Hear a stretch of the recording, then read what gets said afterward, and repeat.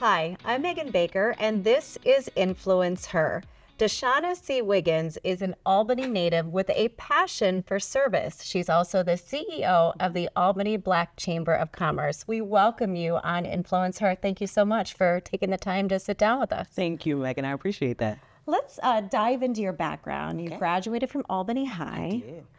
So you are an Albanian. That's it. That's it. Right? True and true. And you then graduated from Clark Atlanta University.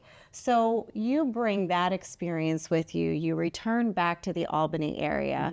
What was that like for you? Was that always a goal of yours, is to come back? Yeah. So being a very proud graduate, I like to say, of the Albany City School District, public school district, I think oftentimes, especially now, doesn't get the best rep that it deserves. Albany High and the Albany City School District really in general provided such stellar education and accesses and resources. For those who are not familiar, the Albany area, the capital region, really holds 22 higher ed institutions.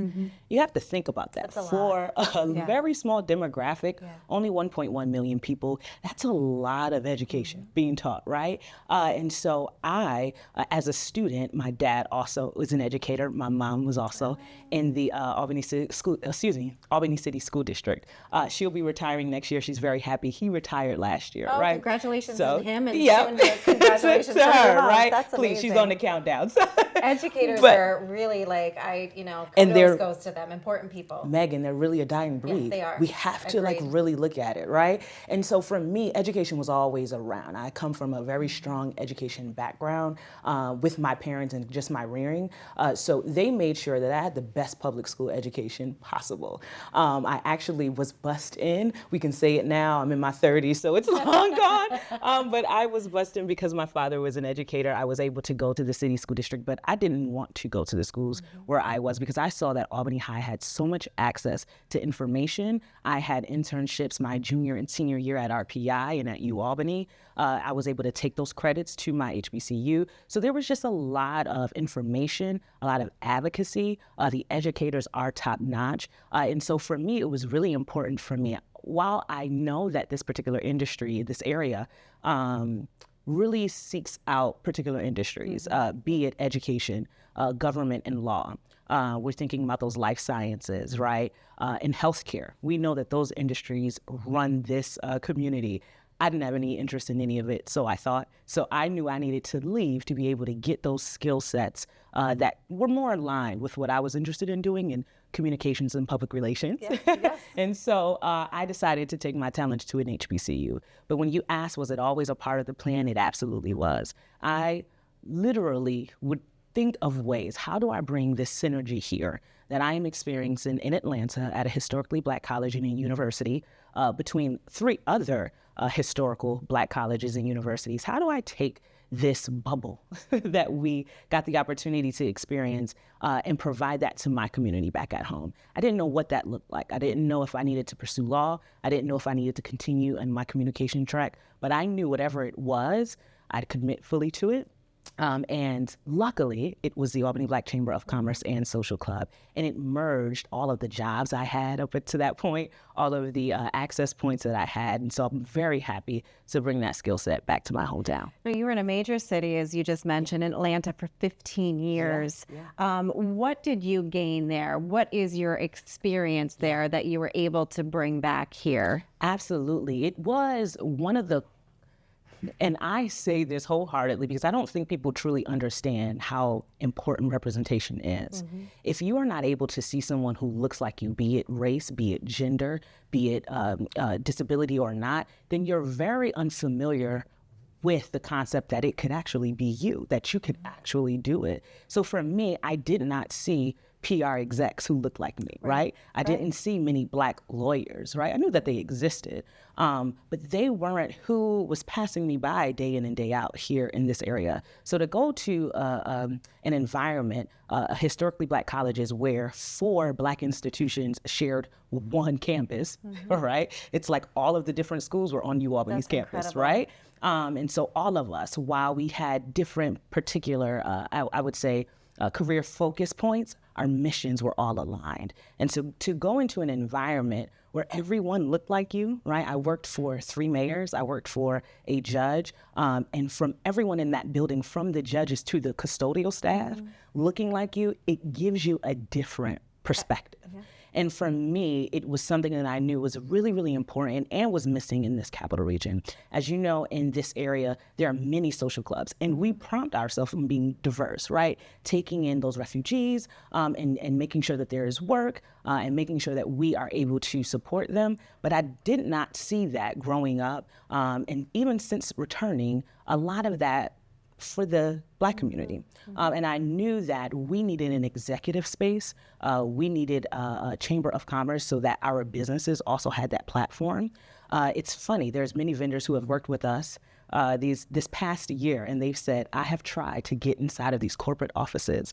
I have tried to get in front of these investors. I've tried. I've done every tips and tool that I've been, given from what I've gotten from other organizations, but it wasn't until I had your organization, present us that opportunity to be in front of this audience that we were taken serious, right? And I believe that having platform and having space is really important for us to be able to carry and navigate that message. And so I knew that it was something that was necessary. So it was just a timing thing, right? And when I came back and I walked into the old university club and knew what it was, knew how the building was facilitated, what it could be, right? I knew I had to just, Atlanta's over. I'm coming back home. Sign me up. Yeah. Let's talk about the success you've achieved thus far under your leadership at the Albany Black Chamber of Commerce. 100 members. That's amazing. And growing. And growing. We're at about 120 now. So in just a few short weeks, that number has excelled. And we couldn't be happier. Yeah. Let's talk about the number or the lack of businesses that are minority owned in New York State. Now, we all know New York State has a 30%, a big push for minority and women owned businesses. Baker PR is a WBE. Why the lack of participation? Is it that, or is it something more? I think you can look at that question so many different ways, Megan. I think depending on what point you're trying to make, you can find a statistic to support that. What I will say is, this is a famous Jay-Z quote, right? And you don't have to listen to his music to know it or be familiar. Men lie, women lie, but numbers do not, right? The data will always speak for us. We know that there is less than 15% population of African Americans in the state of New York. In the capital region, it's about 27%. Of that, right, metric, only 3.4% are MWBEs, right, or minority-owned businesses. And New York leads the trend, right? They're valued above and beyond the national average at 3.4%. We've got to really just look at the numbers, and they don't make sense. They don't. When we're looking at, during the pandemic, the number one growing business were Black women in business, yet they represent less than 0.01 of venture capital. These are women who are out here working full-time jobs and starting businesses, supporting their family, the most degreed, right? And we're thinking about all those stats, yet the funding and the support is non-existent. So we have to take those measures in our hands, right? Being in this facility has allowed us, one, to have a building, a facility for this activity to actually happen, but then for us to hone in on these very specific topics, on this data point, and making sure that our members, minority or not, right, are informed on, right, not just, the marketing tools that people use to get folks on their side, but the truth of what is and what is not, and how we merge them. The certification is no joke, as we know. I mean, and then there's the recertification. Now, it's not as bad. It used to be 3 years, now it's 5 years. But there was like a backlog. And sometimes that could take 9 months. In some cases, like with us, we were waiting over a year for a recertification. I can say, fortunately, this past year when we went through it, it only took us 30 days. But that too could be something where, it's cumbersome. It is, very much so. And I think when we're thinking about that process, just like any process, it has to be evolved. Yes. But let's think about why that process, why making sure minority businesses get support, why that process is so Why can't daunting. we streamline it? Why can't it be streamlined? And we're thinking about, and not even thinking about, we have, again, the proof to prove, right?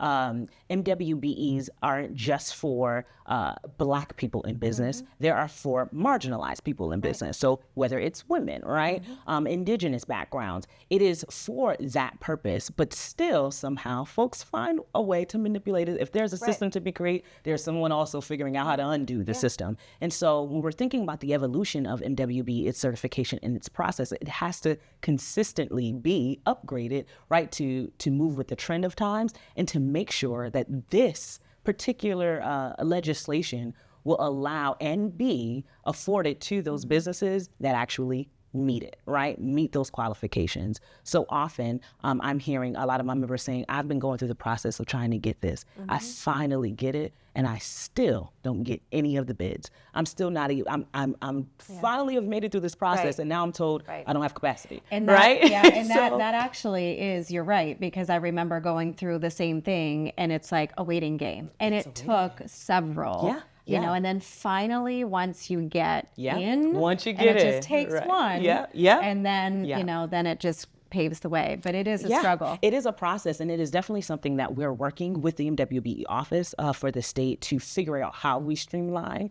I heard those same numbers in terms of how they're turning over applications. And again, these processes have to be streamlined because, you know, there's different legislative bodies that the turnover rate, right? New employees, kind of a new structure, a new focus. But what we want is to make sure not only are our businesses being certified, but then once they pass that, they're qualified to actually get the work. And so I want to make sure that we're stepping in that gap and just making sure that we're a voice and we're a platform for those advocacy It's great that you're a resource. It truly is. Let's talk a little bit more about the networking, the programs that you have available at the Albany Black Chamber of Commerce. What do you have on tap? Yes, so we've got a lot of things coming up. The first thing is we finally have kicked off our monthly network.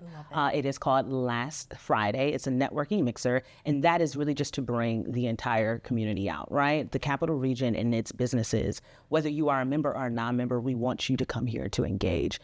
In fact, my hope is to be partnering up with a few other chambers, so news to come. We won't reveal it yet. We're still in the planning process. But the goal, again, is just to make sure, right? This particular area, you know, if we could silo anything, we're going to do it. My goal is to make sure, while I understand the context of that we're working together to be a competitor for the state at large, right? I spent a lot of time upstate this year, and they don't consider us upstate New York. They're just like, you're the Capital Region, right? And you go downstate, and it's just like, oh, you guys are just the capital. Like, we don't, right? It's like we're an afterthought. My goal is to make sure that we are competitive as a region to these upstate and downstate folks, right? And we're attracting the talent pool that we need. So that networking mixer is going to really, truly allow us to do that. We also have webinars that deal with a lot of the technical assistance. So once to twice a month, you'll be able to catch those. We have a newsletter that comes out. It's called the Chamber Chat. That will make sure that our members and our non-members are just informed on what's happening at the chamber. We have a series called Upstream. Upstream is dedicated to our members to have platforms. So let's just say Baker PR is a member of the Black Chamber, and you all now have the ability to, without booking the space, use the space to be able to give platform to your business, to a particular focus point, but to really get your audience in a particular space and expand your platform to a newer audience.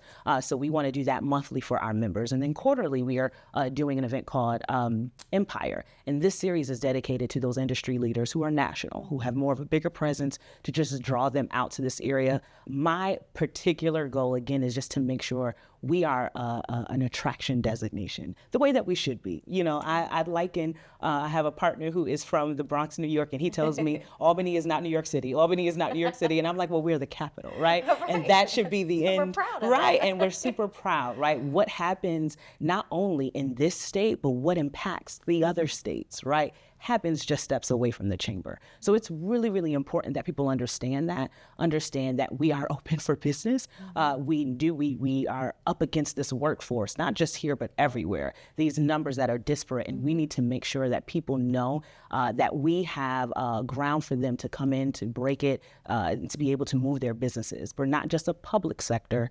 front face, but we are also private as well. We need to be able to put those things hand in hand to grow our economy. And so those are just a few of the programs.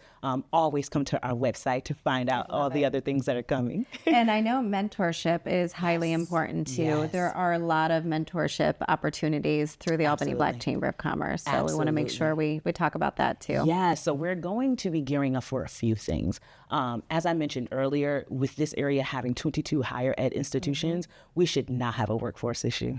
Right? We should have, one would think. Right? We should have an ecosystem completely set up for these students to come out of college and to go right into either a business that they've interned with, that they've had a fellowship with, that they've been hearing so much about on their campus. We need to have these ecosystems set up. So I'm hoping that the chamber can stand in that gap as well, to attract these students, right, with our internship and fellowship programs. So and to keep them here and to in keep New York them. State. Retention is incredibly important. If we are able to captivate, again, a statistic girl, right? U.S. Today, when I first moved back, I saw this, and it was a report from 2018. It said that the capital region had 40% of its population over 65 and 30% of it under 18. So that tells me, right, that working class, those innovators, those inventors, those young professionals, those seasoned professionals are all not here, right? They're in those industries and they're working those jobs, and we need that. We also need to expand it. And so we need to make sure that there's mentoring and there's internships and fellowships that retain them, so that even if they say, you know what, I've interned and I've fellowed with these programs, but I still see something for me to do, that they've had the tools that they need to start their own business. Set them up for success. Set them up for success. So I'm really inspired by that. I still make sure that I reach out to those Albany City School District, to the charter schools, wherever I am, again, to be that representation and inspiration. I always said I'm not Batman. I don't have, a cape on. I cannot fix everything, but where I can make impact, I definitely want to. And Deshanna, on that note, you really are making an impact on the community. The ABR, Albany Business Review, recognized you as a Power of 50 in 2023. And that was for the new momentum list. And you've just got another recent achievement that I'm going to let you fill us in on. I did. When I say that my hometown has welcomed me home, it has been the sweetest and warmest welcome. But it also showcases to me, while those accolades feel good, what it showcases to me is that there may be a bit of lack, right?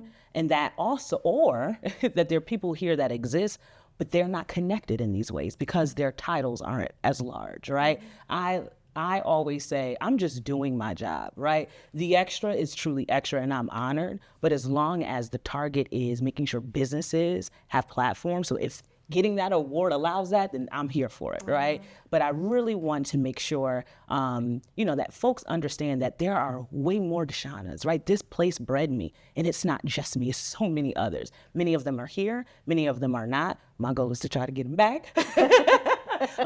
But, we'll see. But again, we want to just make sure that we're setting up an ecosystem that people can not only just live and get through, but to truly thrive through.